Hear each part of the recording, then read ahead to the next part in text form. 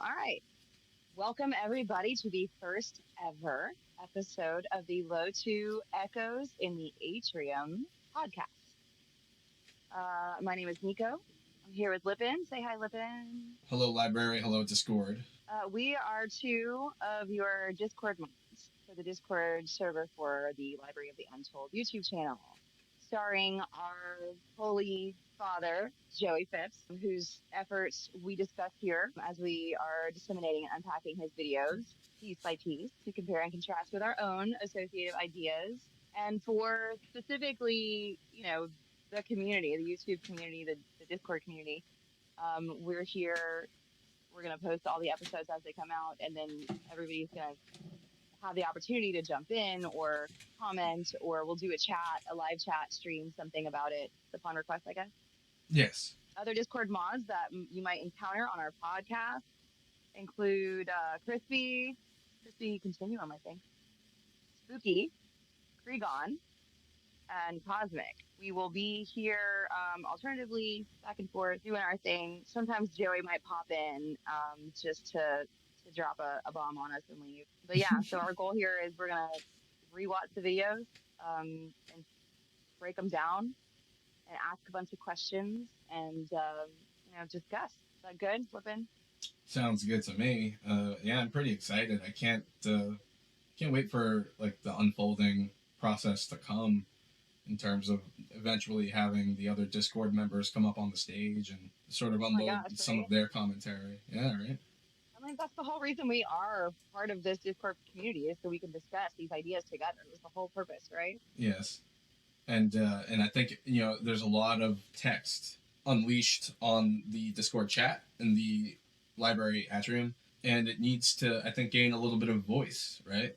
And I suppose we could even sometimes address matters in there and how they correlate, right? Because oftentimes I see immediate correlations between not just questions, but events that people are describing in their lives, with relationship to the current subject matter on the channel. And so that'd be quite interesting to see. For sure. Yeah. Oh yeah. I mean, if it resonates with you, it hits home. Yeah. And you want to discuss it, absolutely, I'm with that. Yeah. And that's what we're there for, right? Yes.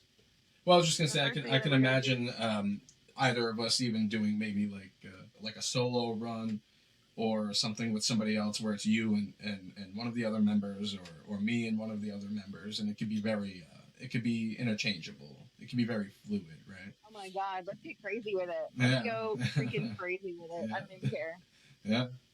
Yeah, so our first video we chose was the Hex of Saturn, the myth of the Black Cube, as Joey's claim to fame, and then also as he is planning and researching and devising a part 2. Yes, that we are about to see upcoming next, right?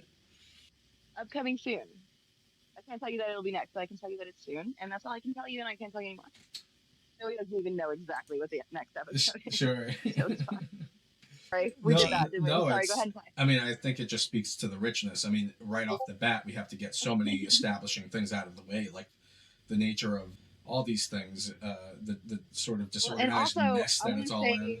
Yeah. I want to say that Joey welcomes the criticism, okay? Joey's not like everything I say is accurate to 100% truth and, fuck you for not believing me. Joey welcomes, if you can correct him.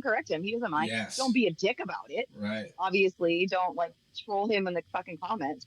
Like you said, little corrections, but we're not definitely here to simply 100% agree with everything. I'm mainly here to make fun of him. I don't know why you're here.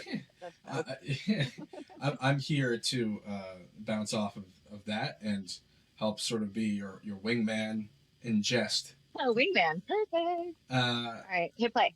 Throughout the ages and even to this day is part of our pop culture. So when you go down the rabbit hole of the Saturn mythology, you get into this Gnosticism, where Saturn is considered a great teacher, but through suffering specifically. It's been associated with the bringer of light, Lucifer, the primordial star, or the original black star is what it was called. It's also been called the Black Cube. Of course, the cube representing that 2D format of it, the hexagon at the top. And the people who understood that there was a Okay, hexagon can we at stop the right there North really Pole quickly? of Sorry, I Saturn. have more to say now. No, you're good. Sorry. Okay, so traditionally Lucifer is Venus, Right. the morning and evening star, Yeah. right? And Venus is the Earth's twin, right? Same size, only it rotates in the opposite direction, right? So okay, so I mean, Are we following? fifth grade astronomy is super distant from me, but I'm gonna inherently sort of follow you here. Okay, follow my line of thinking for just a second. Sure. So Lucifer and Saturn are not the same. Lucifer is Venus, and Venus and Saturn are two totally different, parts of the same pantheon, right? So Venus is Aphrodite, Saturn as Kronos. Kronos is time, Yeah. and time exists only within essentially 1, 2, and 3D space, right? Most prevalent to us in 3D space because you have length, width, and depth in space, and then you have past, present, and future in time. And that's like the mirror image, right? So Kronos would only really be causing any type of suffering in the third dimension because that's where time is a thing. Right. Okay. Still don't see the connection with Venus, but maybe they meant Lucifer and Saturn were the same. I don't know. Whatever. But I just want to correct that really quickly. Lucifer and Saturn are not the same. Just throwing that out there. Saturn Sure. is about time, and time is about space, and space is about the cube. Right? Yeah, and I've seen a lot of conversations show up in the chat yet again over this one thing about Lucifer, his astrophysical correlate, and the role esoteric. I mean, mythologically, right? How does the astrophysical correlate, the mythological role, and the sort of internal aspect of the human condition, how do those all constellate is a conversation that often comes up, and people are wondering, which is which, who's the twin brother or opposite dark side version of who. Is Lucifer the shadow of Jesus, and so on. So there's a lot of different perspectives floating around about that. Well, they're just archetypes that we named after things. Yeah. Yeah. That's it. That's the correlate. Yeah. That's the correlate. We named this after that because that had a name that we appreciated for this purpose. You know what I mean? Like, Right. There's nothing new under the sun, right? So we just recreate and recreate. But we have to also consider what was lost in translation.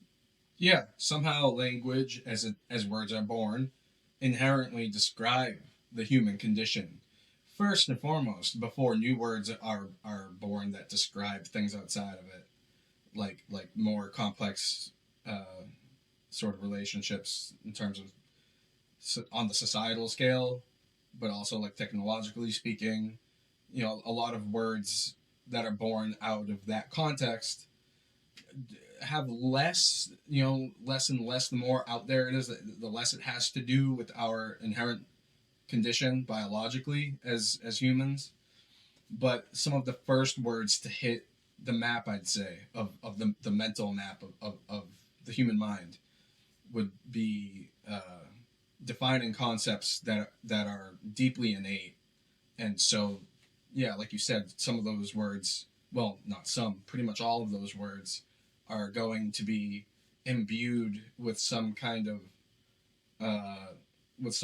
mythological, because the mythology is a sort of outward reflection of those those internal aspects. Yeah, and if I have to look up a word, I don't just look up the definition. I have to look up the etymology. Like, I need to know the language it came from. Right. You know what I mean? And I need to know what it meant in that language and how they used it in that language, because, like, essentially the first languages had to just been like a bunch of fucking animal noises based off of emotional states, right? So if you can break every word down to its original animal sounds and then reproduce those animal sounds, you can sort of like recall the emotional state connected or whatever. You know what I mean? Yes. And then imagine it in that time frame. Yeah. Like, I just, Yeah. We have really advanced animal noises now, but you can still trace it back to its origin as animal fucking noises. Yeah, I mean, with a human, it would be particularly interesting. Yeah, I mean, you could listen to Alan Watts sort of break that down. He has in some of his lectures. I think one time he kind of broke down the linguistic derivative of the word that to, to evolve into the word dad, but also being derivative of pointing at something, that is to say your attention has zoomed in, your mind, like a scalpel, has begun to cut around or cut into and point something out. Point, right? That. But that comes from da, like a baby going da. And it's the first Yeah. immediate, like, initial one syllable sound, this grunt almost. It's a grunt with a little bit of, it has like the bare minimum resemblance of verbiage. Da, it turns into that or dad. It just evolves, and yeah, like you said, it has this derivation all the way down to, evolutionarily speaking, the birth of concept in a human mind. And that's at the macro level, but the birth of concept in the human mind individually as a baby, a single human's growth from infancy to maturation, being a macrocosm representation of the whole human race, right? Oh, the hero's journey for sure, absolutely. But I like your point there, where it's like the baby deciding the basic sounds of language. I like that concept. I never thought about it like that. But you're right. I can, in my head, the baby's not pointing, the baby is reaching, right? Because that's what they Sure, do. sure, yeah, Like yeah. they reach for it because they want to pull it to them because they're not able to go to it. You know what I mean? A reach could look like a point to us while they're just constellating those motor functions, right? And Yeah. And then too, with the motor functions of the tongue too, it yeah, is literally the first, like you're pushing air out in a way that makes noise, and you know how to do that because you've done that since birth, right? sure, You instinctively pick it up and you just get better at it. But eventually your crying turns into purposeful sounds that you're doing on purpose, right? It's not just like crying where it's like involuntary and you just don't know what's going on. This is like you purposely trying to make this sound. And the first thing you do is put your tongue at the top of your mouth, roof of your mouth, and then put it back down in yeah, one breath, right? yeah. Duh. I think You this know? this describes an interesting kind of natural unfolding. This most natural unfolding of the birth of conception through the vehicle of language in a human mind from infancy. But there's, to interject upon that, there's also this interruption or almost like augmentation of that process by social constructs that us Yeah. being adults kind of, I forget who said this, some Irish philosopher I was listening to maybe a decade ago said, a baby is in its crib, and the father is in there, and a birdie flies down and perches on the windowsill, and the baby catches notice. The baby's trying to utter some sound to describe an acknowledgement of this other thing that's stimulating it, and it's responding to that stimuli with a sound. Um, the father Or it's trying to mimic maybe, right? the father begins to, right, maybe, yeah, I mean, the father begins to say bird, pointing at it and say it's a bird, and repeats this over and over so that it gets instilled into the toddler's brain, right? And now this interruption, this kind of interference, I mean, I don't think it completely gets in the way, but it's that first impression of using magic on a person, on a mind, that kind of comes from you rather than coming from within. And I know I'm not gonna sit here and say, oh well, adults should get out of the way and see how language is born in a child free of influence. But I think that is there, and if you were to study it, there's that story. I think Joey mentioned it in a podcast recently about the girl that grew up in the woods. She was raised in the woods, literally, by other wolves, right? Or maybe you brought it up. I forget who. And yeah, I mean, there's No, you're talking still. about, I'm sorry. no, I know what you're talking about. But like just the natural Oh, okay. um Yep. okay, the It's natural there. mimicry that comes from that. Yeah. And I want to be like, that's what it is. It's your instinct to mimic your environment. Yes. So like if the baby saw the bird in the windowsill and the bird was singing or making noise, the baby would try and make the same noise to mimic it. That it would try and say the word bird because the dad was saying the word bird over and over. It's mimicry. Oh, right. Well, Irish philosophers little dissertation about the birdie. The father saying the word bird over and over to him, to the baby, kind of gets in the way of what the bird is in its nature, presenting itself as just a raw piece of information, a raw piece of data, a raw piece of external stimuli. That is, this bird appears the way it is, these feathers, these colors, this beak, this motion and movement, and that's what it sees, and that's all it needs. But then the father imprints upon that this word that gets in the way of the nudity of this object. It clothes it in something. The more clothed in language a concept becomes, the more distant its inherent nature is to us, to our understanding, right?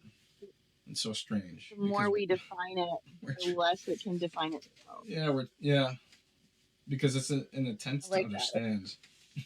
It's so contradictory. You know, you're supposed to let nature explain itself to you. You're not supposed to try and explain nature, right? Right. If you let nature explain itself to you, you'll understand more. I kind of feel like that's what that story is for. That's absolutely right. But yeah, it reminded me of the whole like babies mimicking adults and learning language that way. Yeah. In the same way that remember we watched the Zimbabwe video and he was talking about the aliens mimicking the children to make them comfortable. Yep.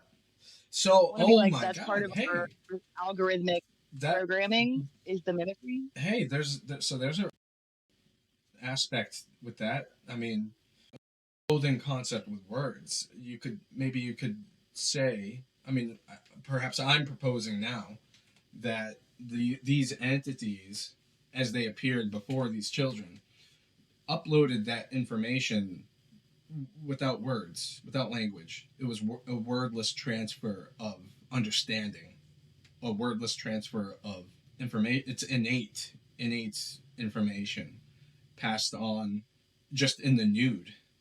That's why you would say that there's the appearance of communication between them appears as like this mimicking, at least in the perspective of the children, their sober minds coming out of the informational download.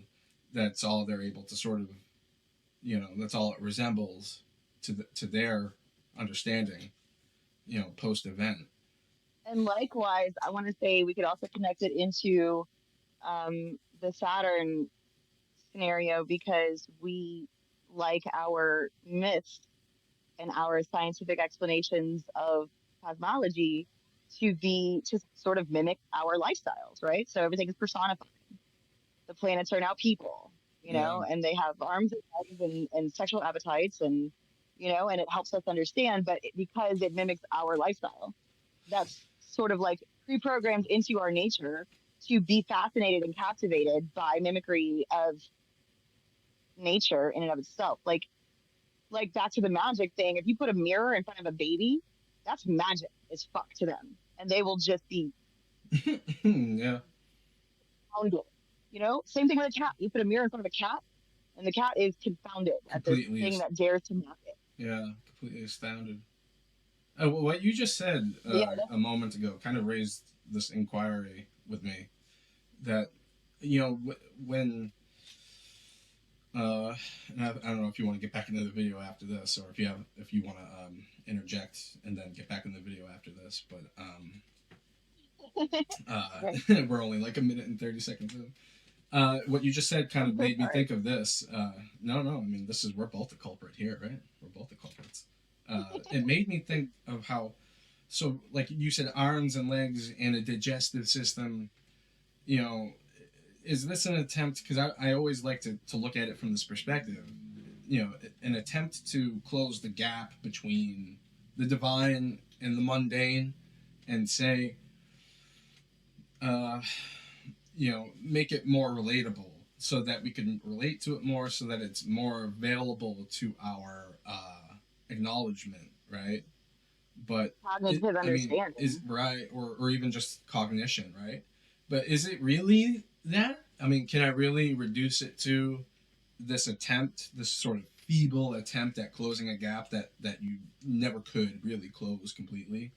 Or is it actually just a natural expression of the concept of as above, so below, in that if you are to represent the divine to the microcosmic, to a level of cosmos relative to you, would you not, would it not inherently invoke a similar manifestation as your own?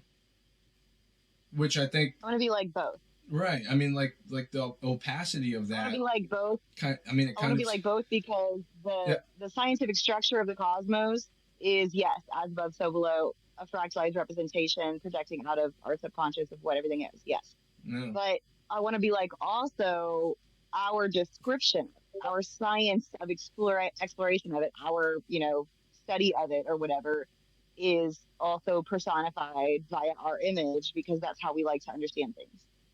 So it's both. It's as above, so below, and it's whatever we call it because we're the ones that have words. Right. Art imitates life, imitates art in a vicious reciprocity where you can't. There's no delineating which started the other first. Yes, that was that. What you said just there is everything I was trying to say, but better. Okay, play the video before we yes. fuck this up and skip 4 hours. Must have been either incredibly sophisticated technologically, which we're told is not so, or were able to somehow, with some extrasensory perception, understand the makeup of Saturn. So, if Saturn is here to teach us through suffering, I suppose. Okay, the extrasensory perception thing, that's a thing. Yeah. And I'm gonna say that's a thing because of the Yuga cycles and because of evolutionary degradation, essentially the fall, right? Because as we descend in the Yuga cycles and go down toward Kali, Yeah. the consciousness closes itself in, it compresses, right? So it's not as open, it's not as, you don't pick up as wide a bandwidth. There's only 7 colors now, like everything is less. We have less awareness the closer we get to Kali Yuga. And now that we're out of Kali Yuga and we're in Treta and we're going up, our consciousness is expanding and we're getting more. But the amount that was there is always consistent, right? The amount of light energy is always consistent. And the photobiology of the living creatures on the face of the earth changes according to the amount of light the biology can process, right? Right. So there are degrees of awareness and there are degrees of interpretation and sensory perception, right? Because sensory perception is part one, extending out to seek more knowledge, right? And then sensory perception is part two, translating and absorbing said knowledge, right? So it's the translation part that is the pendulum, right? That goes back and forth. What I'm kind of hearing almost is this description of a default function, right? In that, to just almost use these kind of bland technical terms to mix it with esoteric terms, I guess. But the untrained third eye, when unable to completely understand and process what it receives, if say it receives some basis of the phenomenal world, of the phenomenal reality, if it's untrained, it's almost like the perception of it defaults to your eyes for the mundane and recontextualizes it to some strange representation that is as best resembled as it can be to the mundane eyes. And that's why I wouldn't say untrained. Sure. I wouldn't say the third eye is untrained. I would say the third eye is atrophied. Yeah, I could agree with that. I would say that at full capacity, the third eye could translate a much wider bandwidth of light information. Right. But at its atrophied state, out of disuse, it is only able to functionally translate a percentage of the data in front of it, right? So that's producing waste because it is surrounded in data and only translating a portion of it. So it's producing waste, right? The body produces waste, everything produces waste. Okay. Even the third eye is producing wasted material, right? It's not like it's receiving it, it's not translating, is what I'm saying. So that translating mechanism, that translating algorithm is what I want to say opens up when you expand your or raise your conscious awareness, when you raise your vibration, when they say these things and you don't really know the definition of these terms. Yeah. They say raise your vibration. What they're saying is accelerate the rate of translation, right? Of light energy. Because at such a low rate, you only gain so much pixels, resolution. Right. Right. It's like the I mean, and it's a photoreceptor. So that's what it does. It receives light and translates it. Yeah, this is not just an analogy. Yeah. So then resolution-wise, it can gain, and then you get the full perspective. And then you know what you're looking at. It can gain, and it can degrade. So, but a lot of people. And then when you make a copy of a copy of a copy of a copy, you know, shit, that shit's garbage. Right. Which is what a lot of people sort of base their perspective on. But then a lot of people that do that's the language barrier. Yeah, but then there's a lot of people that are just following down the path of trusting their own reception, but even at a low resolution, and with that, a sort of, you know, a confusion, a path of a maze that they have to get out of, right? Which you know, I mean, I speak for all of us. I speak for myself in that, you know. And that's why I always advocate for emotional intelligence, because emotional intelligence, even at a low resolution, can still convey the sympathetic resonance with where it needs to be, as opposed to trying to cognize it and intellectually categorize it and then trying to resonate with an idea through knowledge. It's easier to resonate with an idea through emotion. Sure. And that kind of raises interesting questions that I'll probably have to wait for the video to help segue us into, like psychopathy, and are some psychopaths necessarily evil, or is there just like a function of lack of empathy that's necessary in this individual, and for some people it may be of a worse consequence, for others less. But yeah, that's a lot of questions that might completely veer off from the subject. I'm going to put a pin on that, but I think that while we're talking about Saturn, that shit might come up again. So. I think so. That's why I think so. All right, so you want to go?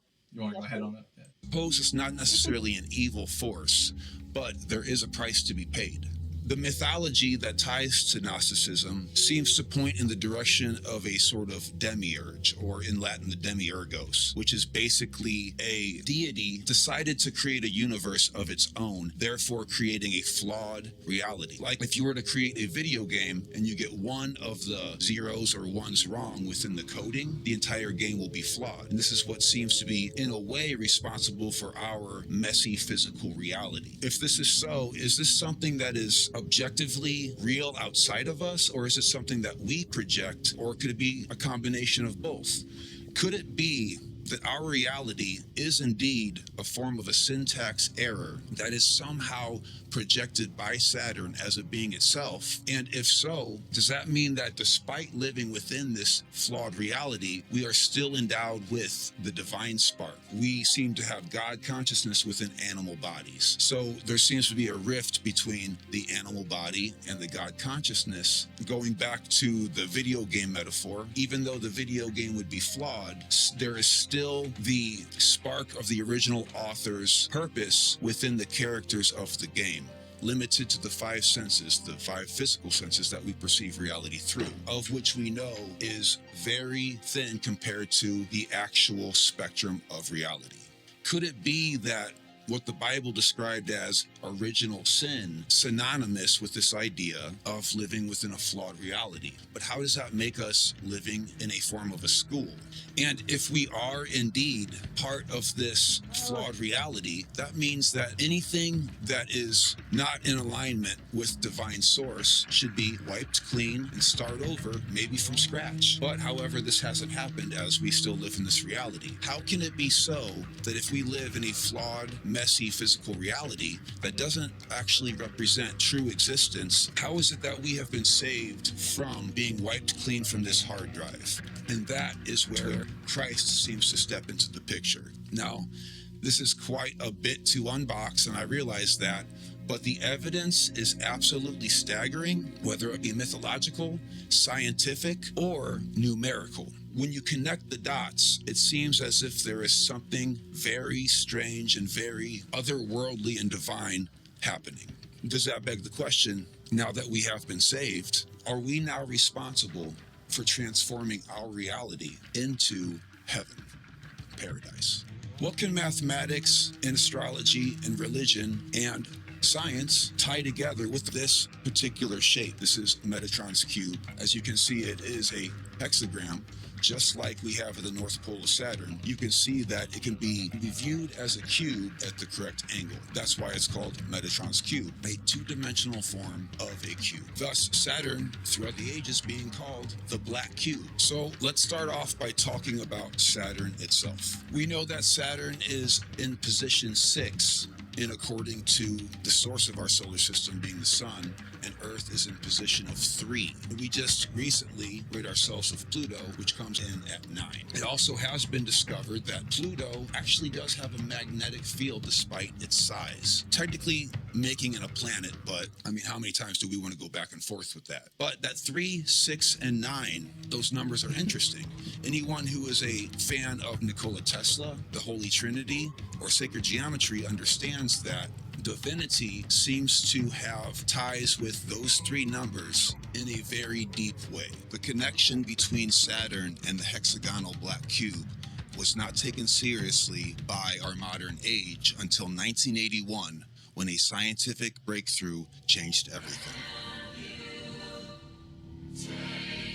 The Voyager sent back sharp images of this anomaly at the North Pole of Saturn, confusing scientists and astronomers all over the world. They scrambled for explanations as to how this could happen on a dead planet. Something that is obviously not sentient, right? Things that are not alive. Bees create hexagons. We create hexagons, but of science, maybe turn to theology, religion, hermeticism, and mythology to better understand what's happening here. Is Saturn sentient? Is there a possibility that as above, so below, just like the bacteria in our gut is alive? What if we are the bacteria within the gut of our solar system, and Saturn is somehow responsible for our physical reality, that being our 5 senses? It seems as if the tetrahedron, the triangle, and of course the cube represent sentience. For the first time, we have this evidence of sentience being performed by a so-called dead planet. I would be the first one to admit I would love to subscribe to a theory that these ancient people had technology to see the hexagon on top of Saturn. Maybe those from Atlantis, or civilizations before that. Perhaps civilizations of intelligent human beings, or even non-human intelligence, we don't fucking say that, is somehow able to see these things, and through cataclysms like the Younger Dryas, wiped out and start over. But I can't put any physical evidence on it. All we know for sure is that they did know that Saturn had this cube involved with it. Perhaps they looked within. Is it a form of meditation? We can only speculate as to how Saturn has been called the black cube for thousands of years. We have to keep in mind throughout this entire thing that our ancients spoke in the language of symbols. You can go ahead and throw that away. You can make noise. What are you doing? Don't. All right, well, you can. Yeah, with no shirt on. All right, you can at least get dressed first. They spoke in a language of symbols. We know that language is limited. You can throw it away. It's a game of telephone. When language moves from person to person, culture to culture, it changes. It doesn't stay uniform. Symbology does, mathematics does. There are concrete ways of communicating from generation to generation. Can this anomaly on Saturn tie together religion and science? Finally, to be able to admit we don't know what's going on in the universe. Our 5 senses are limited. Our language sucks. All language sucks. Sorry. Said while using language. That was great. Language was invented to explain the reality that we live in. So we can't possibly use language to explain things that are outside of our 5 senses. So we use symbols. That's right. And everybody knows that's what the pyramids are for. We have to get rid of our own bias about what's happening here. We can't blame aliens every time we find something that is unexplainable. Words don't work, symbols do. We don't necessarily see the world as it is, we see the world as we are. So let us explore this idea of the black cube in the first place. We know that the cube... Did I hear you, Haley? No, but we can stop here because I did want to say something earlier when he was talking about the Nikola Tesla 369 connection. First of all, what are we doing with Joey's hair right now? Like, what's going on with Joey's hair right now is all I'm saying. But yeah, you can tell this is like one of his older videos too, where he's like, I don't know, just sort of like experimenting with it, or like, you know, you can tell he's honed his craft. He's getting in. He's much more. He's homing in. Yeah, I mean, he's super like giddy for. I mean, you could tell he's probably particularly interested in this episode and was excited about doing it, and you could see that in his bearing. Yeah, I mean the hairdo thing. I love his hair. I love his hair now, and I love how it's got like the silver in it too. So it's like salt and pepper, but metal. Yeah. My daughter calls them baby metal. That's funny. That's cute. I guess that's just a stoner or whatever. But I wanted to say about the Nikola Tesla 369 thing.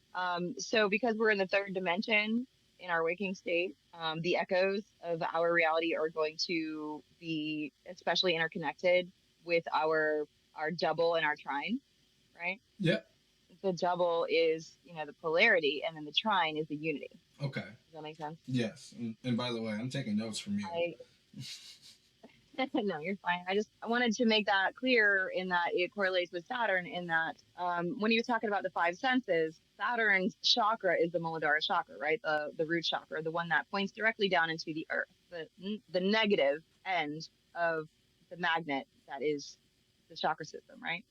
So negativity equals darkness, equals Saturn, equals limitations, equals sensory perception only, right? And these are all ideas that stem from the symbology behind Saturn, connecting it with the cube, connecting it with the root chakra, connecting with all the different aspects of the mystery sciences from all over the world, how they all preserved it separately. If you combine them like a jigsaw puzzle, it gives you a sentence, right? Each image gives you a word, and you combine them from all over the world, and now you have a sentence, right?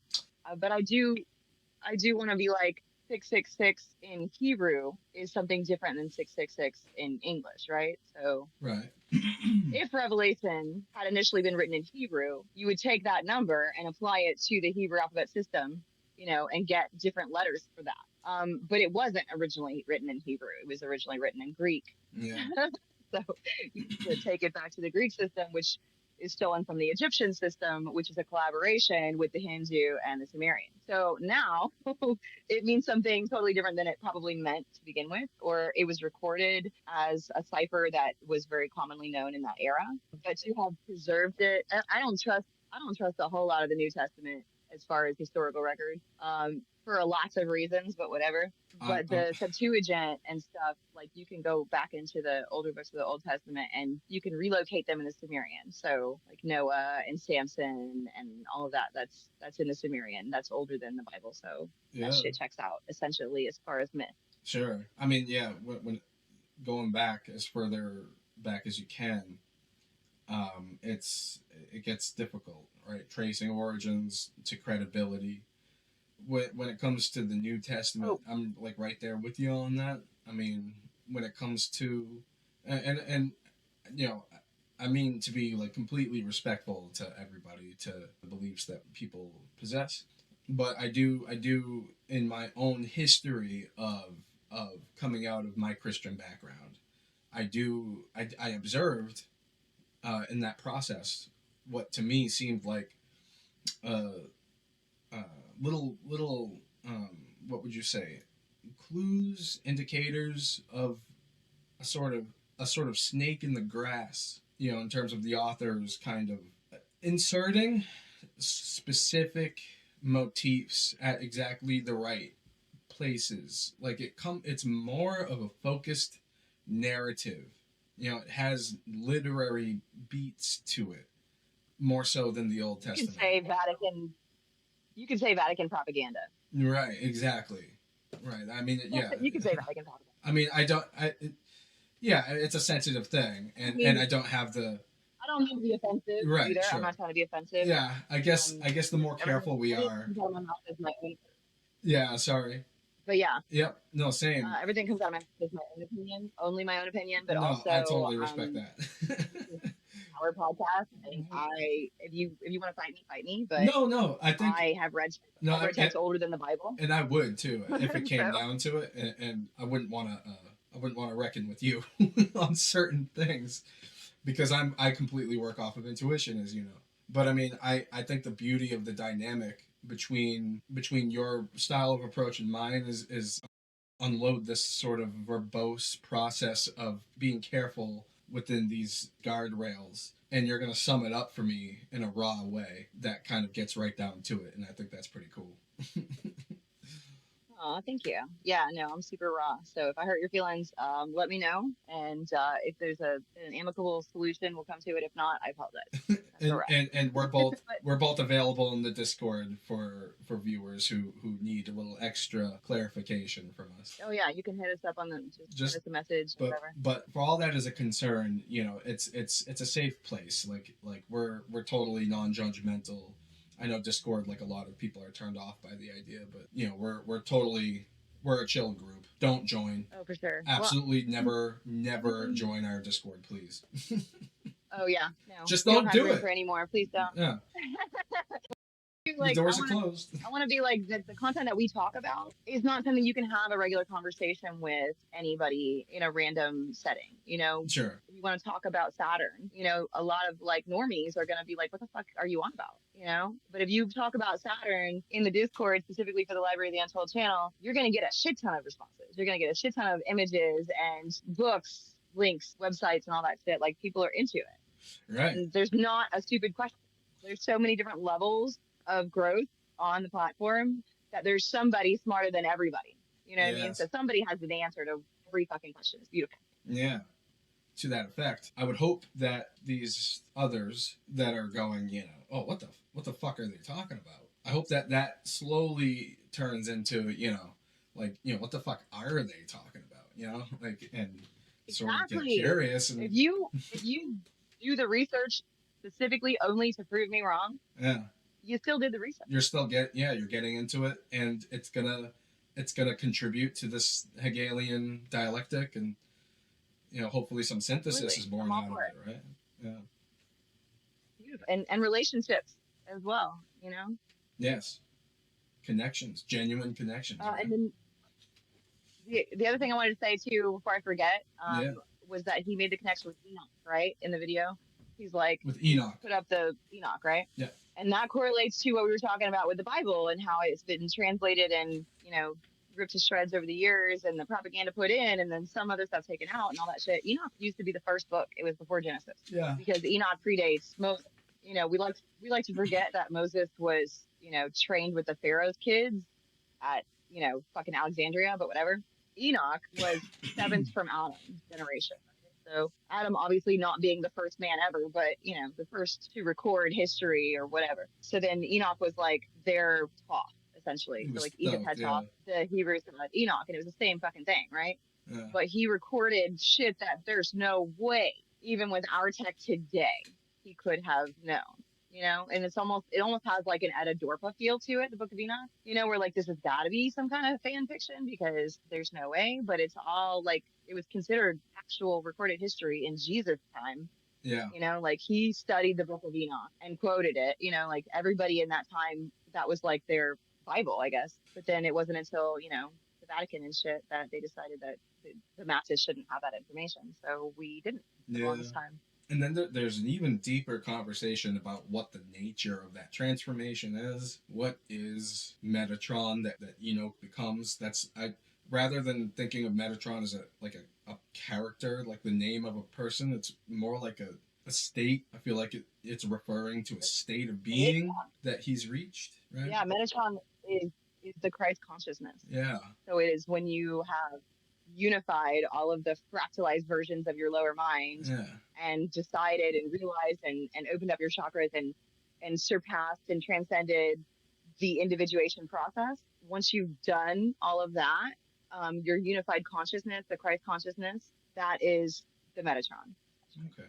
Yeah, because Like your higher spirit. how does Your he higher know spirit. all these astronomical processes, right? How is he aware of the celestial bodies, right? So he could still talk to the angels, right? Yeah. So he was like the mediary in a time when all of his species were losing their third eye consciousness and not able to hear the angels anymore. And by angels, I mean inspirations. And by inspirations, I mean he was fucking accessing the Akashic record and the thought realm, right? Yeah. So when you go into a dream state and you're in like the temporal, like collective consciousness shared dream state of ether or whatever, Yeah. he was like beyond that, like higher than the shared collective consciousness mental space into like more of an emotionally, spiritually collective consciousness of more than just the species, of like the entirety of the universe and shit.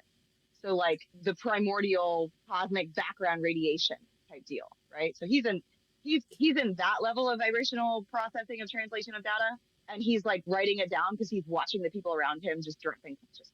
Yeah. Yeah. Higher than the Akash. I mean, we're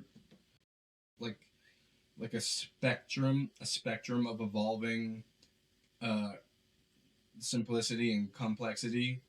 That our perception as it is, even as it is soberly, is kind of situated in some degree on that spectrum. When we say access Akashic, we're really saying get fuller, be more, to unclothe, right? To take the clothing of thought off of the innate experience and become more accessible to Yes.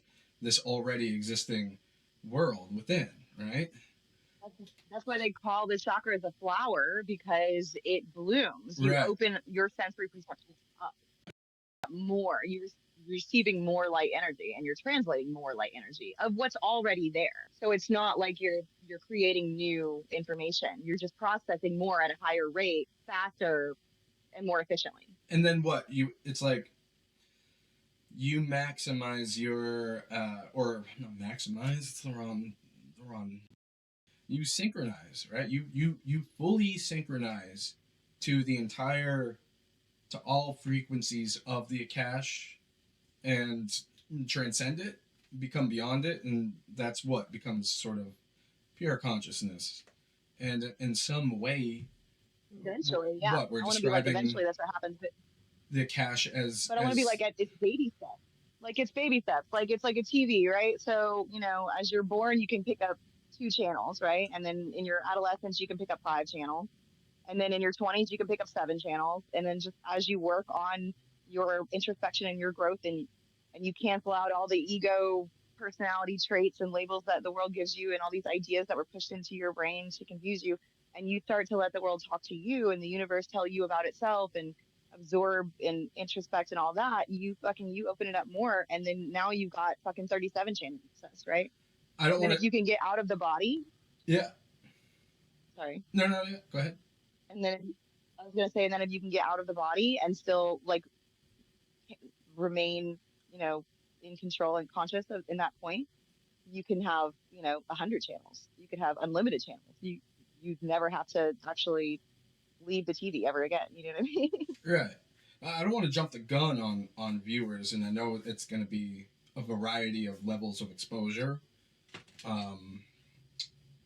But like, I mean, is it safe to assume that the Akash is essentially just kind of like the subtle body of the demiurge, yeah? And if so, then what we're talking about here is gaining more and more subtlety of consciousness, such that you transcend the physical. Okay, so you've got material out of the way, you've got the demiurge out of the way, but now it's what's subtle to the demiurge would be what, the Akashic realm, yeah. And if you come down to that subtlety, you have that full access to it. But then when we're talking about Enoch transcending even that, you became even more subtle than subtle body, the Akash being the subtle body of the universe.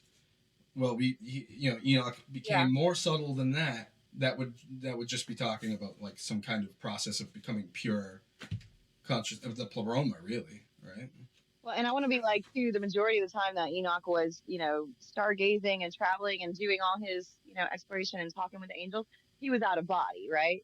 Yeah, Had to have been, because you can't have your body with you to those places. So it makes sense. You have a body there anyway, waiting for you. It's not a big deal. yeah, You just transport your focus from one to the next, right?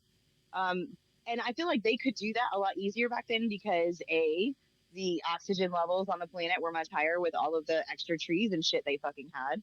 And then B, there wasn't as many fucking people destroying shit. And C, because even the plants that they ate had more, organic, natural, primal, vegetative like influences on us. So like the amount of DMT we could ingest right now is minuscule yeah, comparatively to the amount of DMT they ingested in their fucking dinner salad. yeah, You know what I mean? So they had the hormone system going, especially in the golden age when they were using 100% of their brains, whatever that was in those bodies, at the time or whatever.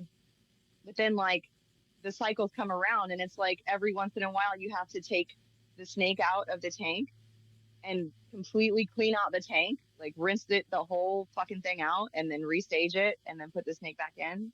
Right. So like yeah, you have to clear out like the yesteryear's filth to yeah, make, to keep it healthy. And I want to be like the consciousness is the snake, right? So the yeah, consciousness comes out, in time for this great apocalyptic planetary destruction. And then as the planet starts to regrow new vessels for the consciousness to inhabit, the consciousness inhabits these new vessels when they open up their availability to it, I guess. So there is still consciousness in the Akashic realm waiting to enter into the human species because we're just not open enough to receive it all yet. sure, right. I mean, and it's Was that too much? yeah. That was too much, wasn't it? Well, no. I mean, it's a process even before it's a process. I think is what you're saying.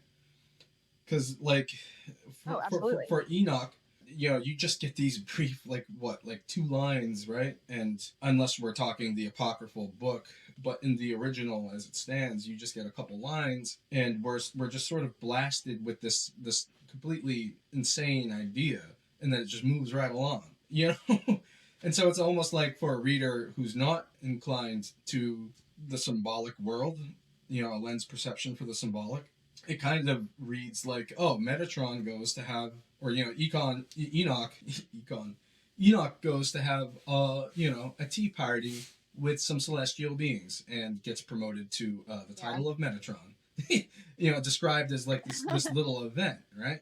But it's not really. It's more like it just lacks linguistically the space for unpacking all of what's really going on there. It's a process that it's really trying to tell us about. Does that make sense? Yeah, and I was just gonna say your point about like packing it all down, like trying to reduce what's really quite irreducible to like this little story, kind of like a young person does, and they kind of inadvertently pack lies into it, even if it's not intentional, because you're kind of screwing up a story that requires more detail. If you're gonna kind of sum it up in this way, it inevitably sort of suffers a loss of truth, right?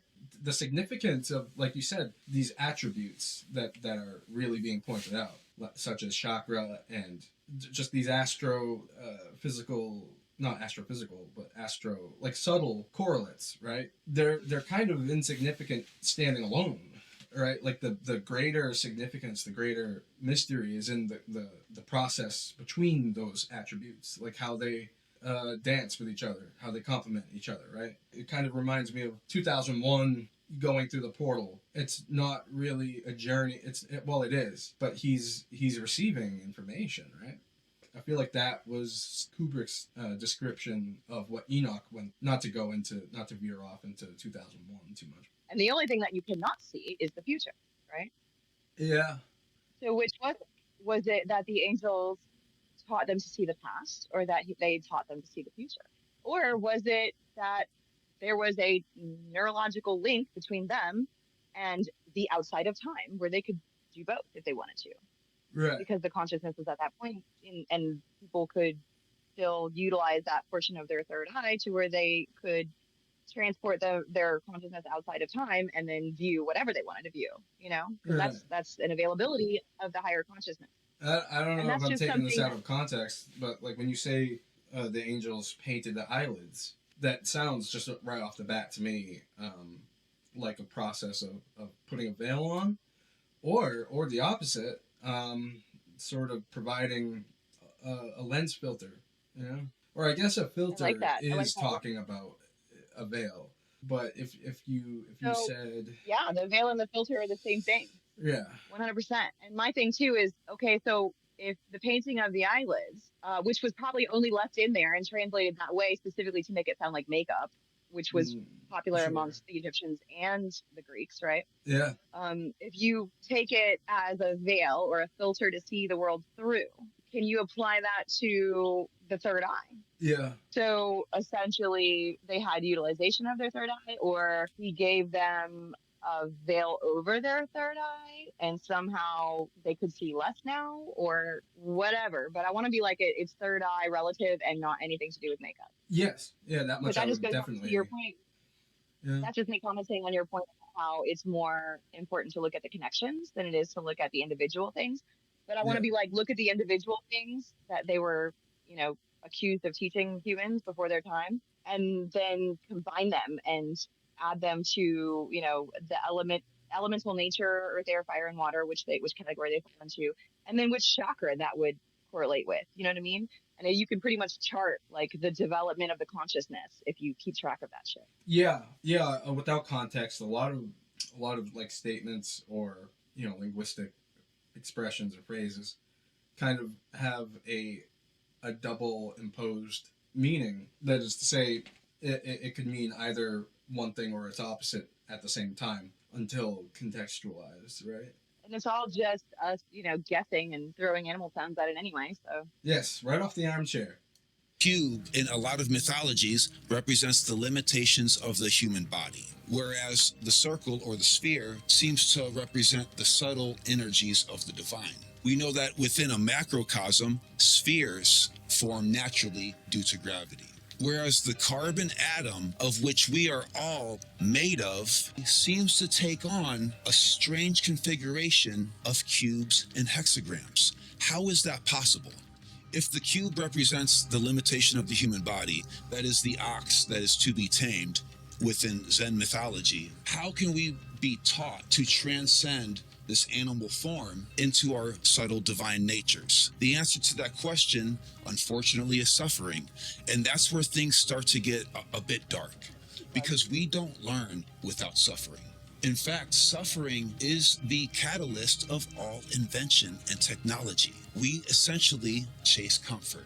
To live in this animal body, we are subject to desires. We need air, food, and water. It's literally painful to exist in physical reality. If you think about physical reality in the case of the Gnostic view of the demiurge having created it, syntax error, it would almost seem as if it was an accident, or at least, if on purpose, what if it is some form of school? Use that error to create a school for flawed beings such as ourselves who are born in original sin. Otherwise, we might have been wiped clean by the primordial first cause. There's no way of proving that the primordial first cause is that of good. We invented good and bad. That's us. What if evil doesn't exist? What if good doesn't exist? What if it's up to us to take over from here within this flawed video game, simulation, whatever you want to call it, in order to bring the syntax error of these mathematics back into harmony with the Tao, the primordial first cause, God, if you will. Oh, he's got a grip. This should be a video about serpents. Have you ever noticed what the construct of... I just want to say real quick, this is a nostalgia moment for me, because the appearance of the snake, it just brings me back to my being first introduced to the channel.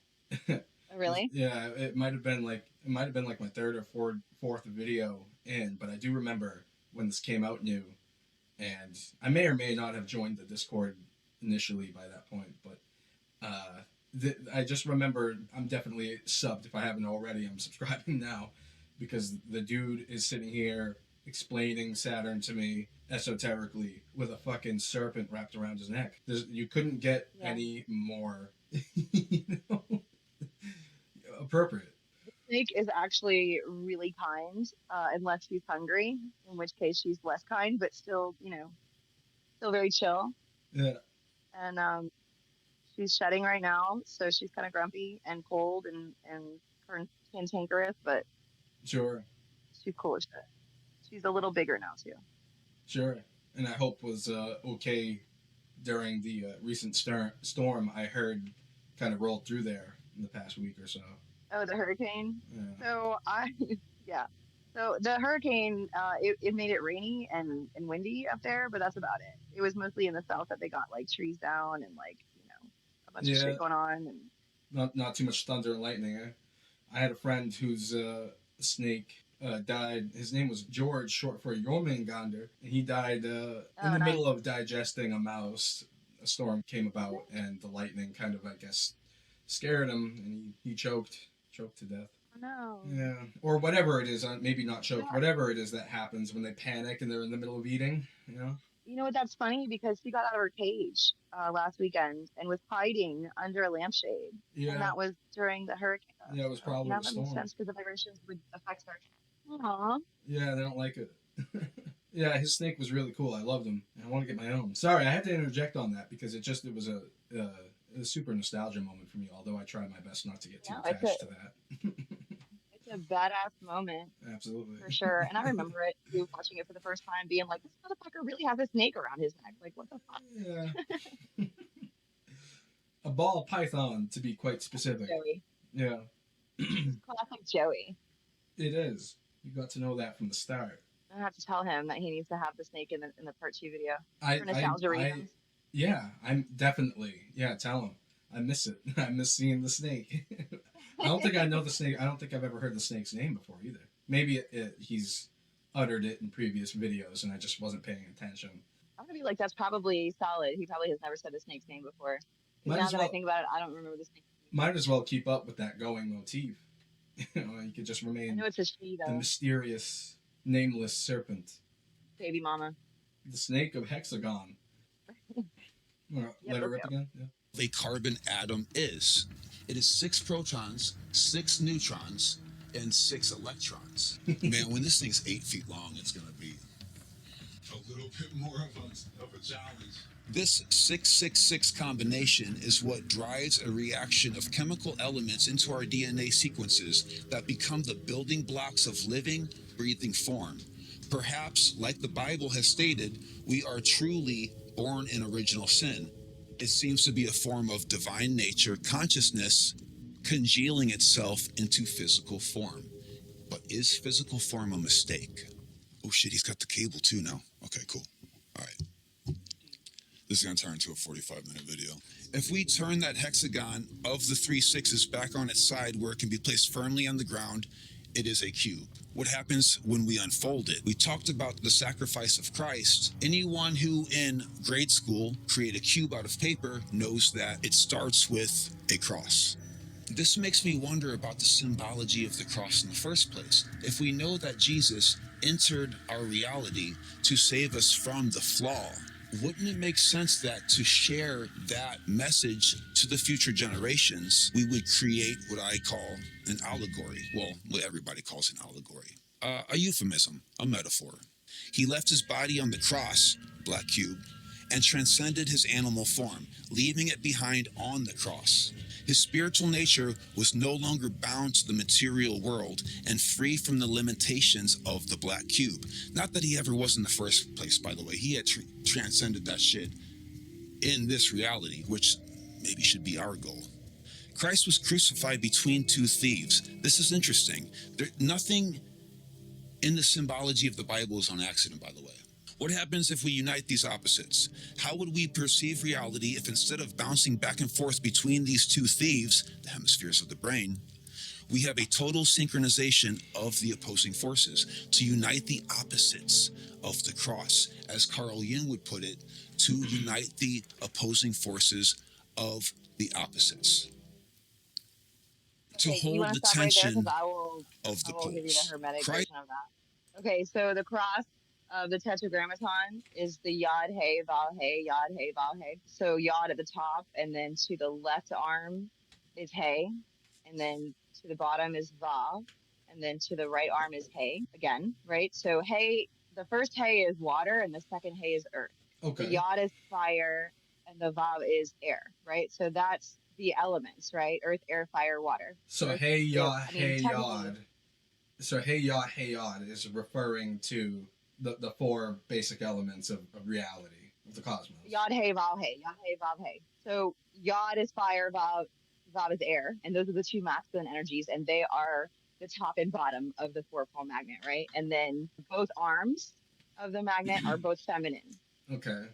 And feminine nature is absorbent and receptive, and that's why they are thieves. Right. Okay, I see that. Because they take energy. Yeah. So you have water on one side and you have earth on the other side. And water is your emotion and your intermediate communication between higher and lower. And then earth is your space time and your echoes of idea playing out in manifestation. Jesus, the Christ consciousness, sacrificing his animal nature on the cross of the elements, is the transfiguration process of transcending the body's requirements and hitting that open awareness, third eye consciousness level of not needing to come back into samsara. Oh my god. Okay, so I wanna synthesize that as best as I can real quick and let you go again because I think that's like super important. You really like just summed up a real good what sounds to me right off the bat, like a very sensible explanation of the representation, the metaphor, the symbolism behind these things. A lot like getting the intended meaning behind these symbols is extremely important. So if I can just get this, the crucifixion is representative of when man is. I'm gonna ruin this. I mean, it made sense to me when you were just explaining it, but I'm probably gonna rephrase this entirely wrong. Man is deconstructing his nature in the material way on the cross and what through the death and rebirth of that transcends into something that is not retained to that cube, that is not retained to that cross, the mundane and the earthly. So, But also okay, but also the cross, symbols themselves, like to get that across again real quick, like emphatically. I just, at least for my sake, because I really want to get this down from your perspective. okay, so yeah, okay, so the cross, the crucifixion story, the Jesus portion of it is just our generation's version. Before that, there was, the Horus, and then also at the same time Odin, right? Yeah. So before Jesus hung on the cross, Odin hung on the cross, but he hung upside down, You're and right. that was a sacrifice that he made to himself of himself. So lower mind, higher spirit sacrifice, right? He sacrificed that he like what is the famous poem? Odin's gallows, right? I wing that I hung on the windy tree. So he hung. He didn't hang on the cross like Jesus hung on the cross. He hung on Yggdrasil, right? The world tree, or Right, the right. tree of life. It's the same thing, right? Or signifies the same thing and more. Sure, But yeah. the cross of Jesus essentially is the tetragrammaton of Hebrew Kabbalah, Jewish Yeah. mysticism, right? So Yod, fire, hay, water, vav, air, second hay, earth, right? These are the elements, which means you're already in the lower nature because the elements are a thing. Because in the higher nature, they're just an idea, right? Right, So if right. the elements are already a thing, you're already in the lower nature. Only the animal nature could nail itself to the cross, right? Could sacrifice itself to the cross. And what that is, that sacrifice is acceptance, potential energy. It's when you are no longer actively interacting in the physical realm on a daily basis, like you transcended that need, right? You don't need the individuation or the separation from oneness anymore. Right. Okay, I gotcha. So you sacrifice your animal nature for your higher nature from which you fell because you started somewhere else and you ended up here. And now that you're here, it's a training program to gain XP, to have the cognition to make it back up to where you started, essentially. Right, back up the levels. Describing it as a game, which also ties back to, what how he mentioned earlier the game simulation sort of correlation.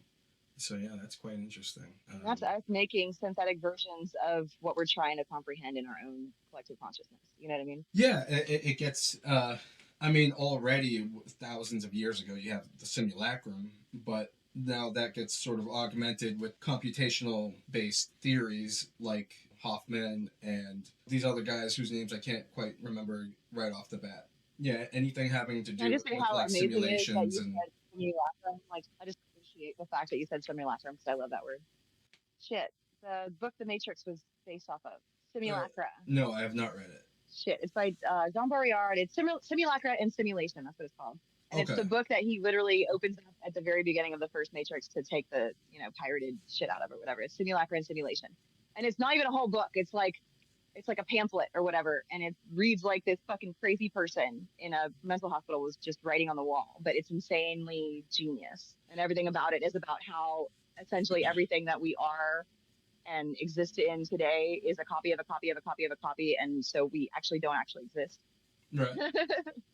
Yeah, and that's that grandfather program sort of theory that if it is simulated, the likelihood is that we're probably many iterations down the line from the original, but there would be no knowing really like how far or close we are, but likely super far, right? Oh, you're talking about the cascade, or you're talking about the grandfather paradox? Or, well, not paradox, but the grandfather. I'm sorry, the grandfather. Sort of like grandfather simulation, grandfather computer program sort of idea, because we wouldn't be the original iteration. We would be like many generations down the line, right? We would be Right. like a great Spawn of a grandson. lesser star. Yeah. That's what Toph called us. Spawn of a lesser star, Right.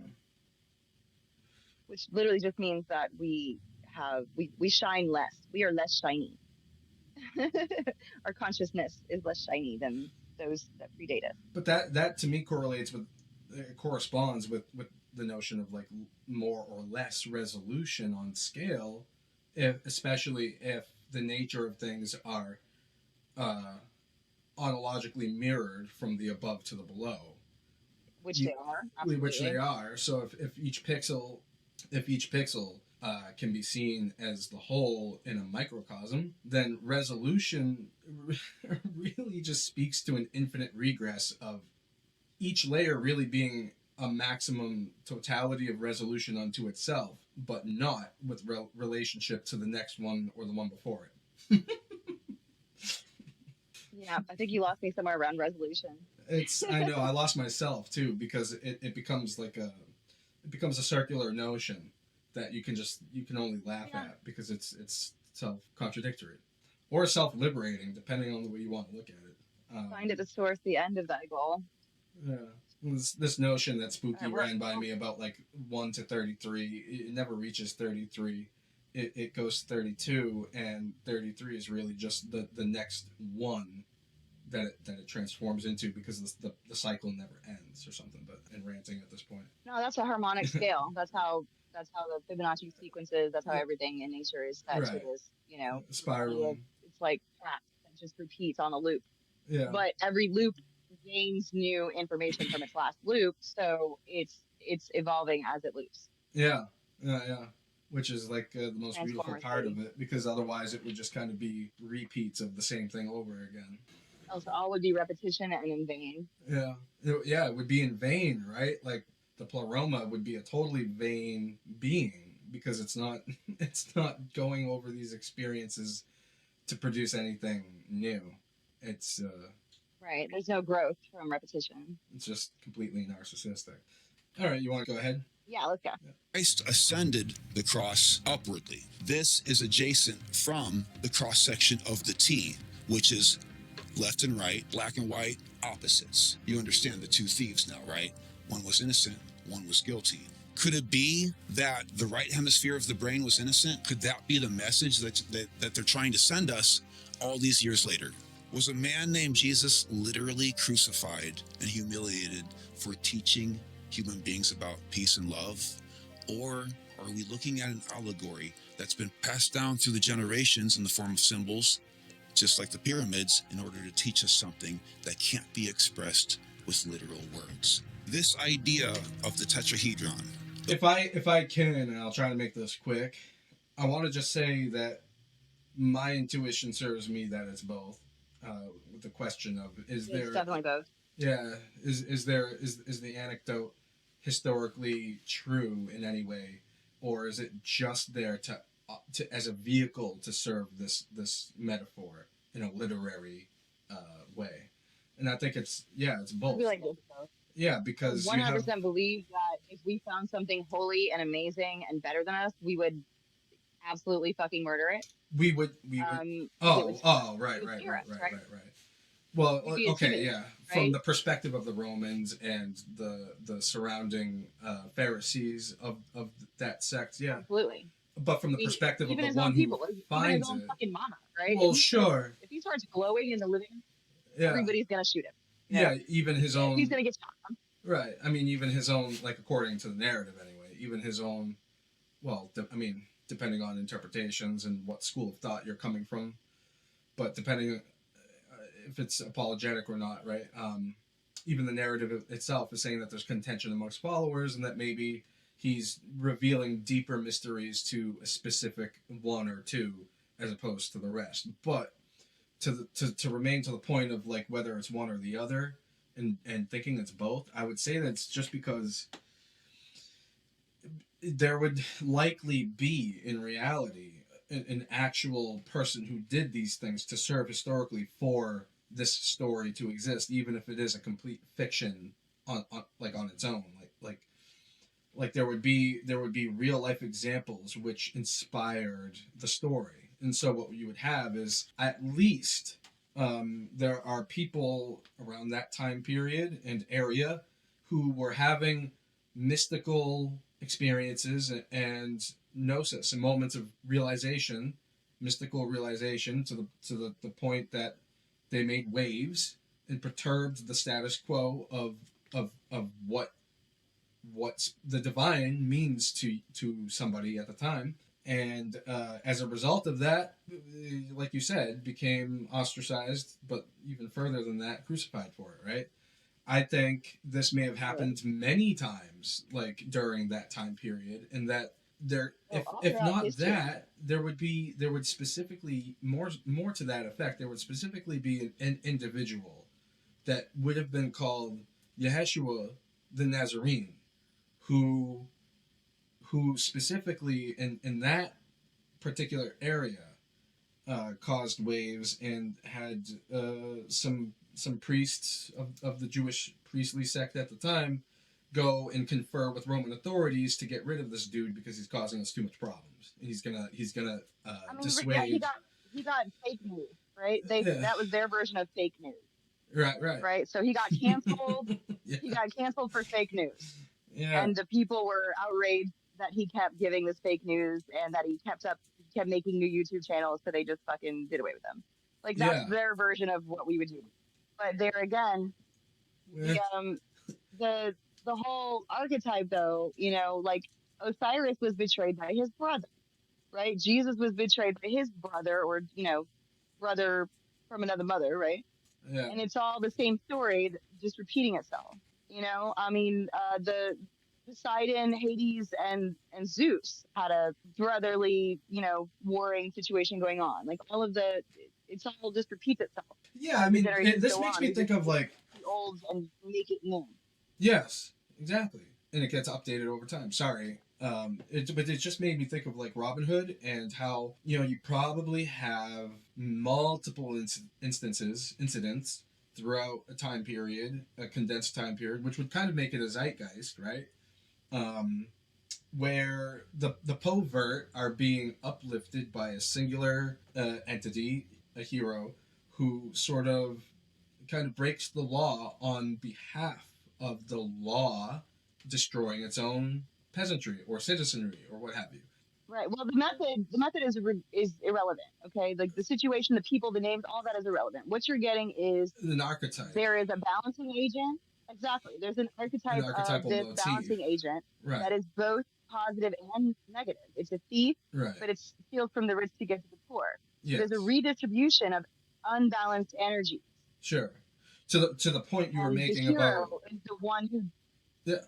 Sorry. Go ahead. No, but well, also to the point that you were making about like Jesus. I only bring up Robin Hood because like you probably, to me, I know the history behind Robin Hood is pretty slippery. It's hard to draw up the exact origin of the myth.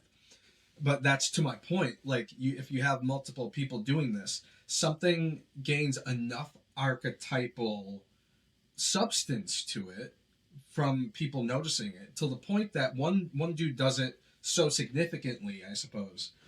Over time, things gain hype, right? And it becomes so significant that this one dude uh, embodies this archetypal motif in real life with such substance that it has to go down.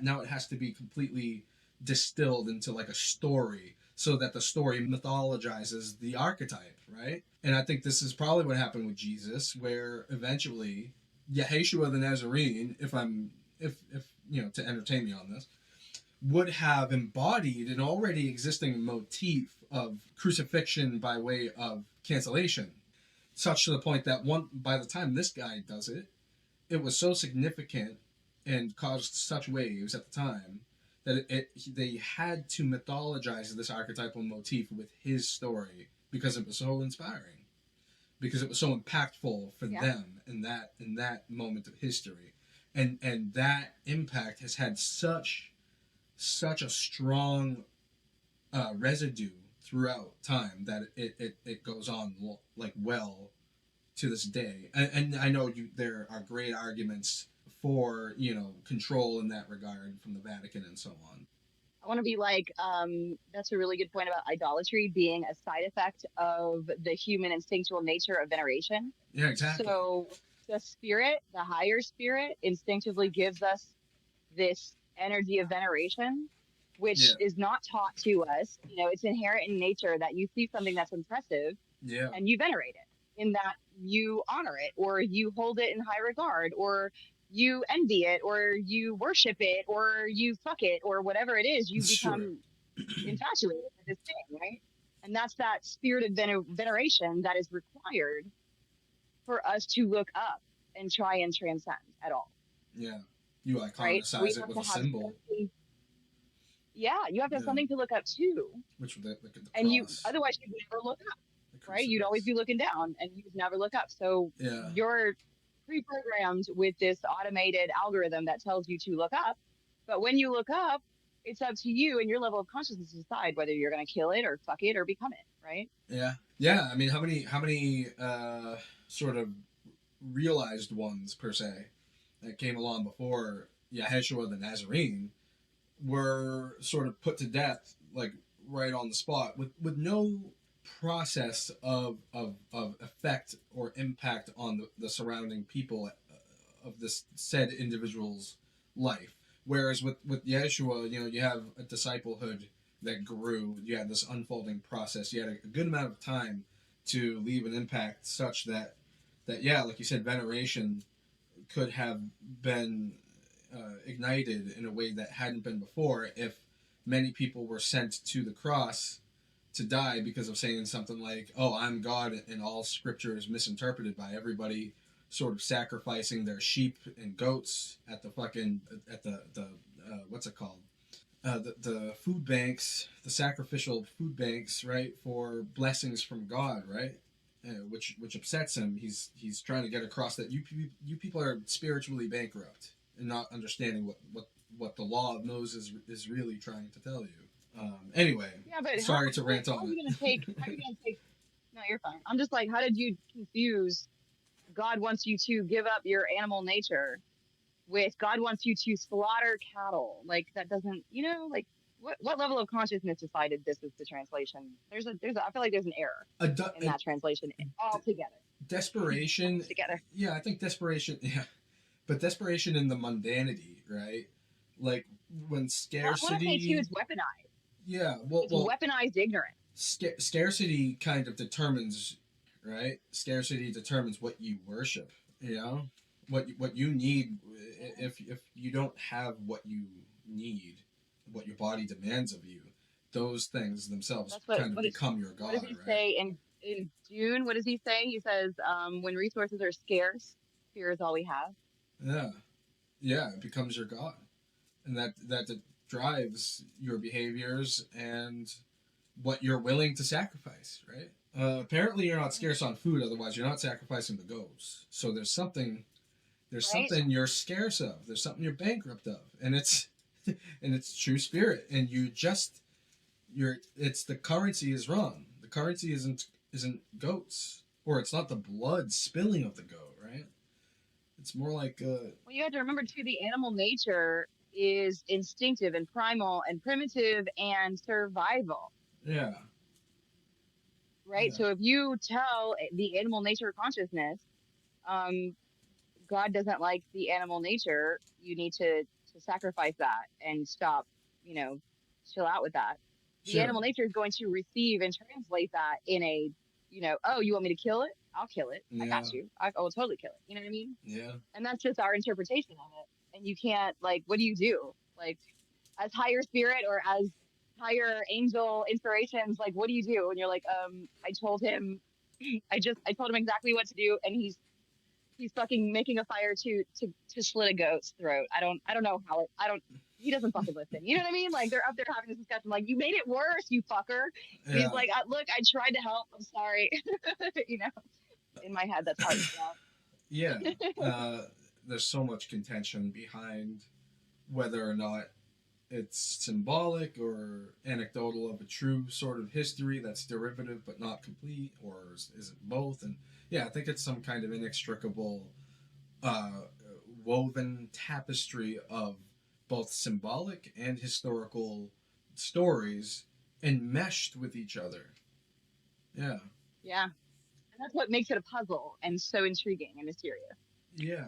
So, Which so is a you good segue back to yeah, Saturn, you want to which go is ahead? Yeah. also Which let's do is that. truly mysterious, a mystery we are going to tackle together. The Holy Trinity, the 3, 6, and 9s, the 666, and the Black Cube exists in every culture in every bit of time throughout history, and very often is tied to the planet Saturn. I'm not particularly into astrology myself, mostly because of the way that it's been generalized. It's become a sales pitch, like a fucking strip mall. But the original astrology wasn't quite like that. Gravity affects things. We know for a fact that when there's a full moon, people act differently. It controls the tides. The moon moves water. Our bodies are 70% water. How is it possible to deny that we're not affected by gravity? We can't see gravity with our own eyes, but we know it's there. It's literally holding us together. Saturn has gravity, an immense, incredible amount of gravity. To think that Saturn doesn't have an influence of human nature and behavior is ridiculous based on gravity alone. Based on science alone, you don't need mythology for that. So if we could admit that, even scientifically, is it strange to wonder if Saturn is somehow responsible for our limited view of reality constricted to the five senses? Could it be that we are of spiritual nature, and to make our souls learn, evolve, we have placed ourselves within these animal bodies, subject to the cruelty in order to face problems that a spirit that does not need food, water, and air or desires would need in order to teach our souls empathy, understanding, limitations? And can spirit, the subtle energies of spirit, pierce into this physical syntax error that we live in, and through creativity cause us to expand our consciousness and thus rejoin with that primordial first cause that must exist before matter exists? As we know from previous videos, you can't have matter without consciousness. Matter doesn't exist, consciousness does. Matter comes from consciousness, which makes it less weird that shit like this exists in front of our eyes on planets. The Gnostic Sophia wanted to create a reality of her own, but it didn't have the purity of consciousness to do it right. Imagine an intern who began taking over for someone making a video game. There would be problems. But the spark, the mathematics of that original author would still exist within the video game despite how messy it gets. Could our jobs be to realign with that? And if we are an accident, what if Christ saved us because he didn't find it fair for his father's sons and daughters to be erased because they are a syntax error? We are recognized for our spiritual nature. If we can overcome the animal body, we can ascend. A lot of you watching this have probably seen the popular animated TV show Rick and Morty. A mad scientist named Rick decided to invent a machine to serve him butter. When the machine became sentient and realized that its entire sole purpose was to serve butter, it went into a depressive state. This is a good way to understand that Gnostic cruelty of physical existence. Rick's battery on his car, or fucking something like that. I'm going to get the details of this episode wrong, but it's the gist. The battery on his car quit working, so he had to shrink himself down into a macrocosmic level to go into the battery. There was an entire civilization of living physical entities whose efforts and energy is actually what powered Rick's car. Rick pleaded with Morty and said, "Do not tell these people that their sole purpose is to power my car. It would create chaos." The living entities, the conscious beings within this reality, wouldn't be able to handle the brutal reality of their existence being for the sole purpose to power some dirtbag's fucking car. It would cause mass suicide. When Rick goes down there as an avatar, he's considered a god. This is obviously funny and humorous to watch for us because we know that that's a TV show and we don't have to worry about that. We live in objective reality, right? That's the book, Lippin. That's There's the book. no way that we are a power source for an evil entity. It can't That's be. the book, the one he classed up. That certainty that... Sorry, go ahead. The book. That's the book I was telling you about that Joey gave me, was like, you have to read this. Which one? I'm sorry, what was it called? The one he just showed, the holographic universe. There's no way that we are a power source for an evil entity. It can't be. That's certain. I probably didn't get as far back as he had said it. Who was the author? Holographic Universe by... I know things. I don't remember. Yeah, Don't make me a liar. no. But the Rick and Morty thing, I want to say something about the Rick and Morty thing while you're paused. Yeah. Because for one, I love Rick and Morty because Rick and Morty is equally smart and stupid at the same time. Right. And I love that. I love the balance of it. Yeah. And I love physics. I love anything about physics. So Rick and Morty fucking touches my physics button. Yeah, But, absolutely. What he's talking about, what he neglected to mention was that so Rick's battery consists of a micro universe.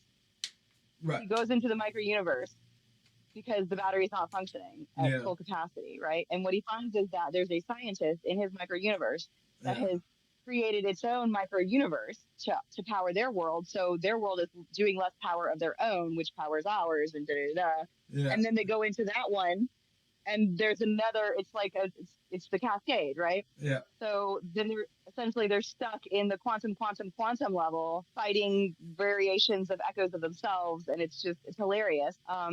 But it really speaks as far as the turtles all the way up, turtles all the way down theory, which plays into holographic theory and the multi-universe theory and all that. Anyway, that's applicable. Sorry, I'm a nerd. Yes, I mean the infinite regress in terms of having a. I mean, I guess there's nothing really to add. You kind of said all of it right there. when they pack all of it into a single story like that, like an episode with one single, that's not packed into the greater sort of narrative of the characters throughout the season. I mean, that's just amazing how they squeezed sort of infinite regress, nihilism, almost even solipsism, all of these different things into what you might call it's just a representation of like simulation theory, like grandfather simulation theory, and yet it actually constellates all those different philosophical perspectives at once. Because and the key to that, I think, is that the fact that these whole worlds are being created just for the purpose of like one thing, not even the whole world of Rick, just his fucking spaceship. So right, and I think it's the same going all the way down, like the amazing scientists that each each person that each amazing scientist finds within their created world is doing exactly like they're doing, this super vain kind of process of just maintaining the ability of their material sort of thing to function. I really like the way that it combines consciousness with physics, Yeah, because physics doesn't generally want to address consciousness. yeah, Consciousness research and studies into consciousness will always fall back onto physics for support. But physics wants to veer away from consciousness because it doesn't know how to translate it. You know what I mean? yeah, So when you have something like Rick and Morty that can translate consciousness and physics together and make it flow together so well, and still have that dark humor that that us 80s babies slash 90s kids really enjoy, like, I'm there. I'm fucking there for it. yeah, definitely. I love Rick and Morty.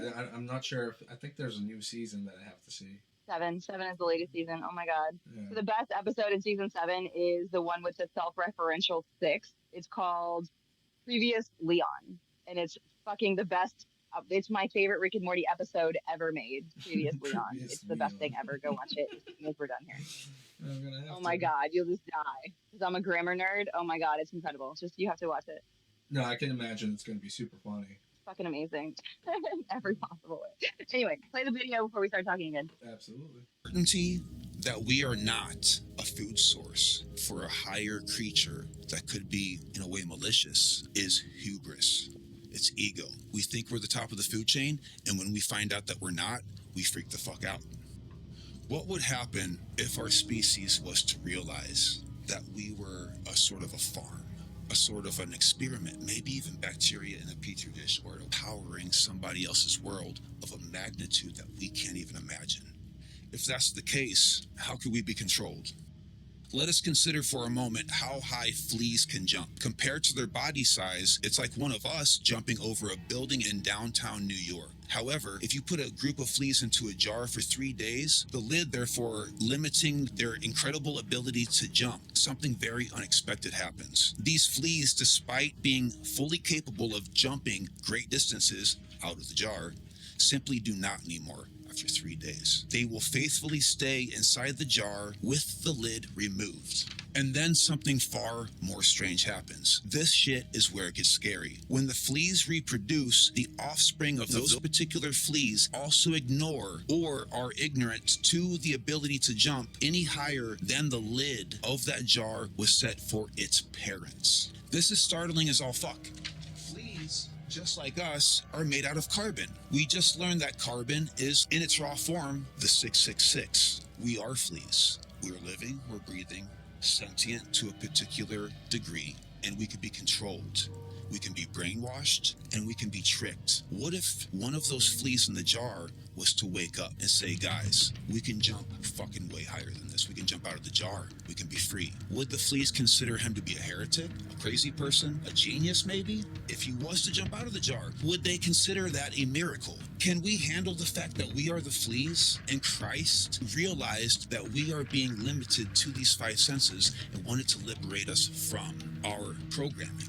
The carbon atom, the black cube, Saturn, 666. Our non-Christian viewers might say, what about Krishna? What about the Buddha, Quetzalcoatl? These teachers of mankind, Lao Tzu, for example, who have woken up and they've expressed themselves to other human beings. Us, as those fleas who can't jump out of the jar, oftentimes assassinate those who show us how powerful we are. Because to be that powerful, we have to use love and understanding in the same way that the bacteria in our gut has to break down proteins, get along with the amino acids in order to create DNA. All of the portions of our body, which is essentially a place, all of these atoms, molecules, DNA, organs, etc., have to get along and live in harmony for us to thrive. If they don't live in harmony, it becomes cancer. That's science. That's not theology. That's in our body right now. Imagine, like the Kabbalah says, we are meant to create one uniform creature and have it realize bliss. To serve man is to serve God, just as the bacteria in our guts to serve the amino acids that create DNA, that camaraderie, that love, that attention to detail is what makes the human body thrive. If we are living in a God as part of it, then indeed to serve man is to serve God. To serve each other is to serve God. The only thing holding us back is the frequency that has been endowed upon us by. But why would something oppose our growth spiritually? It is said that there are these beings called archons that were created out of the syntax error. They feast and use as sustenance our energy, like Rick's battery.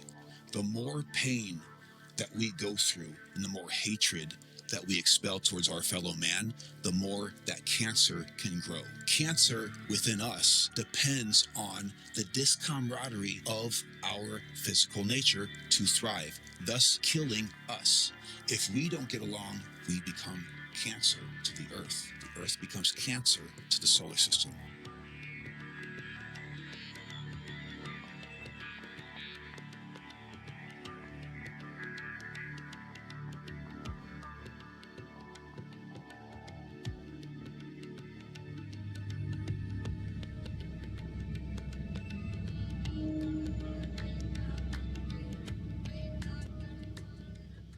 What did I forget about Mark that? Rober, if you're watching this, that you probably aren't. Sorry, say it again. Were you I love hailing? that you paused it right there. No, I was just saying I forgot. I completely forgot about the last part where he talks about the Vatican archives. But I love that you paused it right there. Just keep it right there. That's perfect. I don't know. I think what he said something about Pokemon. So whatever he's showing him it must be hysterical. Or just that it was so fucking out of the blue for the content that like Joey loves to put his kids in the videos. I love that. I love that about it. The whole thing. It's very home life oriented. He is very homey and inviting for that atmosphere for Well, sure. it reminds me, like it reflects and mirrors my life where like I'm trying to do something and there's all these kids needing me in the middle of my trying to do something. You know what I mean? Like his life is like my life, so I vibe with it better. You know what I mean? Older brother, older sibling types can relate, and fathers, of course, other fathers. Great video, and congratulations to us for making it through the entire video in less than 4 hours. Yeah, absolutely. Yeah, that was a good final run. takes. Any lasting impressions? What stood out the most to you about the video? I mean, a few things. I mean, right off the top of my head, some things that stick with me are things like the fleas in the jar. How they've been normalized into a sort of self-imprisonment kind of behavior, inclination. They not even inclination, but just like a way of life. I mean, they're just simply in there, and they're in there, for. And that's the danger. I want to say that's the danger in tradition. Yeah. You know what I mean? Just following tradition and doctrines and just believing whatever you're told, like you were saying earlier, letting people define your perspective instead of letting yourself grow into it. You know what I mean? Yeah, I mean, karmic imprinting. There's an overlap, of course, between the physical and the metaphysical in terms of morphic memory and experiences being passed down in our genes. And I mean, even for the fleas, where there's no culture and there's no tradition and things like that, it's just a genetic thing. Somehow, that. I want to be like behavior. Behavior is not genetic. Behavior is learned, but the predisposition that leads to the emotion, that leads to the emotional reaction of intensity expressed in the behavior is in our genes. Does that make sense? Yeah. Yeah. But yeah, the behavior itself, I want to be like, is not genetic. You don't just say it's genetic. I mean, that you're purely, strictly predisposed to it. But yeah, I mean, it's, how would you say? It serves as like a vehicle on an already existing road system. Yeah. Yeah. Of course, how it resembles us, and yeah, like you're saying, tradition. I think somewhere along the line, where it was for human beings a natural ability to share. I mean, there's always been abundant resources for all of humanity, always, and there still is. Somehow, the sharing of this abundance got hijacked by a select few that outsmarted, outperformed, outshined the rest, the majority, in intelligence and rationalization. And because of this, resources. I have what you need. I can give you what you need, seeing as how you can't get it for yourself like I can. And well, if you do something for me, if you go over there and go do this for me, then I'll give it to you. And thus is born slave system, really. Indebtedness, in exchange of labor for goods. Like this is the birth of that But I want to be like, system.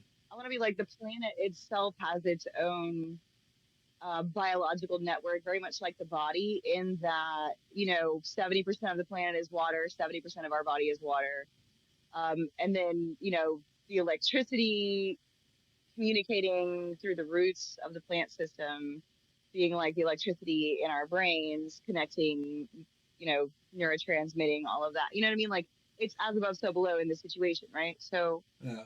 when I think about, I'll kind of want to be like reflective of that.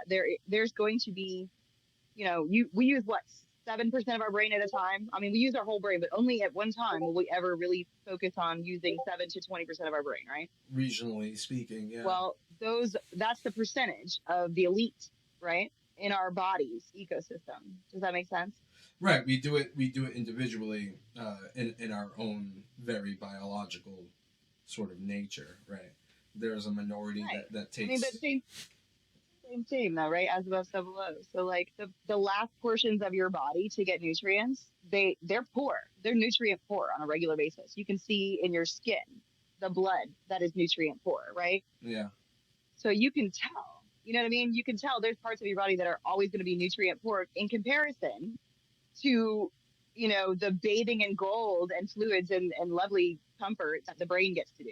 You know what I mean? Yeah. And it's funny that you mentioned that it's bathing in this sort of secret glory because it's caged in there. I mean, people wonder why, like, oh, why can't we have the truth? And it's like, nature has a tendency of hiding its most sanctimonious aspects behind cages, behind walls of protection.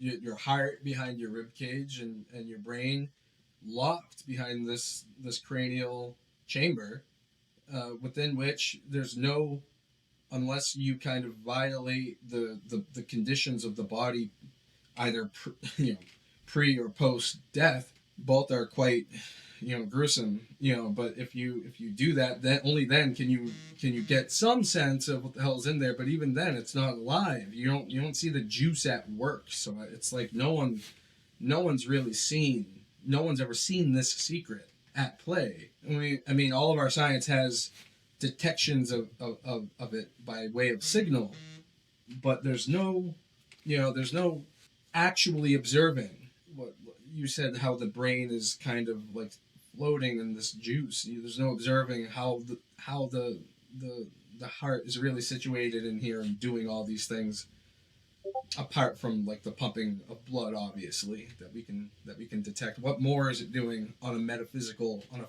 firmware level that just cannot be detected?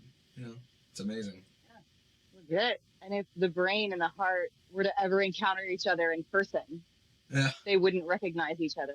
Yeah. Though they've been interacting subconsciously their whole existence, right? The entire time, co-conspiring this sort of phenomenal experience, the arising of qualia, Like right? the collective unconscious being within the body, and then the exterior of the body being the collective consciousness, right? Yeah, I can see that. But yeah, the fleas in the jar thing was good. I like that one. And I like how he starts out where he's like, it's, a malefic entity, the Saturn situation. Let's, is Saturn really a monster coming to get us? And it ends up like, okay, but, at the end of the day, it's up to us to decide how we take these myths and how we apply them to our lives and how we grow or don't grow from it. You know what I mean? Right. So that was cool. A little bit of theatrics for you. Love Joey. Absolutely. That one was, you can tell he's very serious about the subject matter for that one, and he looked into it deeply, and he was very excited about it. Yeah. I can't wait to see what's coming out in the part 2, because I'm sure there's more that he stored away from that video and just didn't have time for or space for, and he's gonna build upon or something. Yeah, I mean Clips that from the I can, editing room. I can imagine. I mean that leaves open a lot of questions. And he's And been he really doing hour-long videos lately, and this is about half that time, so he could really get into it now. Now that he's really got our attention, the audience's attention, he can really he's more confident. Like I would be anyway. To trust that you could keep our attention for an hour of our time on really, really delving into even more deeply complicated stuff here. I mean, as if it wasn't already very complicated. But I love that it's like we get to watch his growth too, with the topics he chooses, with the amount of time he spent on, plasma alone, right? Was it 4 videos on plasma? Like that's insane. That was on his mind so much, and he had so much research and so much data about it that he had 4 fucking videos worth of shit. You know what I mean? And that's beautiful that he broke it down that way for us, because his videos are already super condensed. Yeah. And I'm really grateful that he broke the plasma thing up into several videos. I kind of lost you there for a second. But I want to be like, oh, I said I'm really grateful that he broke the plasma part up into several videos, because it gave me time to really separate it in my head. Yeah.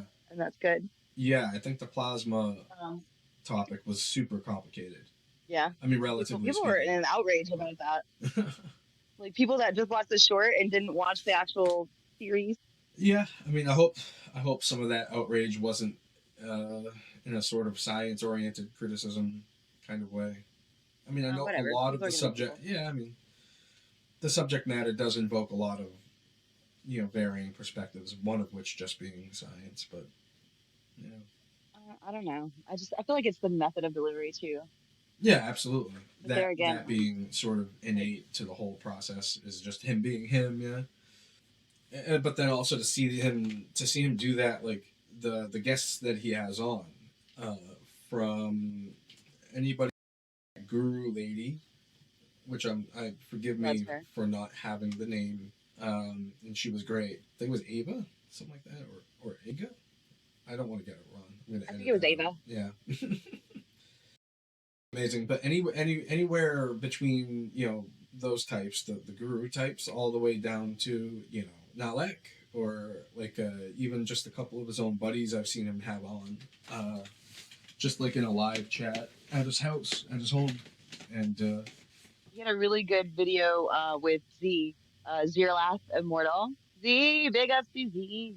He went on Z's channel and they had like a 3-hour-long conversation that was fucking bomb.